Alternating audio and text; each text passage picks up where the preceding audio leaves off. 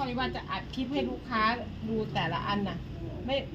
ม่ค่อยได้ทำไม่ค่อยมีเวลาทำมันต้องสมมุติว่าจะทำปุ๊บเดี๋ยวคนนั้นคนนี้มาต้องคุยกับเขาแล้วแบบ จ้า เขาจะมานั่งอัดพูดไปคุยไปมันก็ไม่ได้อย่างนี้นะ แม่ ก็เลยจำเป็นต้องบางครั้งก็ไม่ได้ ว่าไก่ตั้ง700เนาะไก่ถ่ายคลิปเบิ่งได้ โอ้ ไหม ยเอาเลยค่ะอยากรู้เรื่องอะไรถามเลยบอกให้ได้หมดค่ะส จ้า อนให้ได้ ว่านั่นดอก จ้ะก็ตั้งดอกแรกซะก่อนจ้ะแล้วค่อยมาลงซ้ายขวา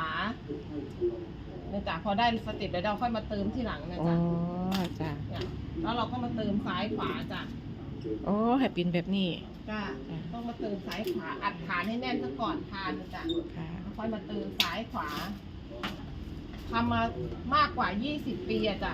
30 กว่าปีทำดอกไม้มานะจ้ะ จ้าสมพ่อบอกว่าเฮ็ดแป๊บเดียวแล้วเนาะ จ้ะ ก็ต้องนั่งรอเลย นั่งรอได้ จ้าสิไป